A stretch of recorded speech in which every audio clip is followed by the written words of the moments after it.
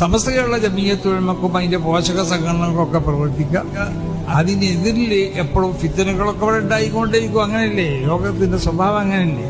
അത് ഫിത്തന പല ജാതി ഫിത്തനത്തൊക്കെ മൗജിൽ ബഹർ എന്ന് പറഞ്ഞില്ലേ, സമുദ്ര തിരമാലകൾ അലടിച്ച് ആർത്ത് രമ്പി വരുന്നത് പോലെ ഒന്നിന് പുറകെ ഒന്നായിക്കൊണ്ട് ഫിത്തനകൾ ഉണ്ടായിത്തീരും. ഫിത്തനത്തുൽ അഹ്ലാസ് റസൂൽ സല്ലല്ലാഹു അലൈഹി വസല്ലം തങ്ങൾ പരിചയപ്പെടുത്തി. ഒരു കാലത്തും വിട്ടുവിരിയാത്തതായ ഫിത്തനകൾ ഇതൊക്കെ ഇവിടെ ഉണ്ടായിക്കൊണ്ടേയിരിക്കും. അത് സ്വാഭാവികമാണ്. അതുകൊണ്ട് നമുക്കുള്ള ഊർജ്ജം നഷ്ടപ്പെടാൻ പാടില്ല, നമ്മുടെ ആവേശം നഷ്ടപ്പെടാൻ പാടില്ല. ശക്തമായ നിലക്ക് സമസ്ത കേരള ജമീയത്തുൽ ഉലമക്ക് വേണ്ടി നമ്മൾ പ്രവർത്തിക്കണം. അതിന്റെ പോഷക സംഘടനകൾക്ക് വേണ്ടി പ്രവർത്തിക്കണം. അതിനെതിൽ വരുന്നതായ എന്ത് വിമർശനങ്ങളോ അല്ലെങ്കിൽ എന്തെങ്കിലും ത്വരപ്പം പണികളൊക്കെ ഉണ്ടെങ്കിൽ അത് അറിയിക്കുന്നതായ അവസ്ഥയോടുകൂടി നമ്മൾ തള്ളിക്കളയണം. എന്നോ ഒരു മദ്രസ മാനേജ്മെന്റിന്റെ പുതിയൊരു സർക്കുലർ ഉണ്ടെന്ന് പറഞ്ഞല്ലോ, പൂർവ്വ വിദ്യാർത്ഥി സംഘടന ഉണ്ടാക്കണം.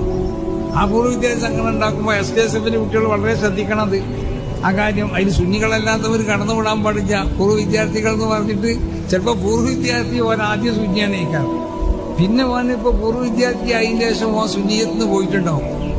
അതിനൊന്നും കയറ്റിക്കൂട്ടാൻ പാടില്ല.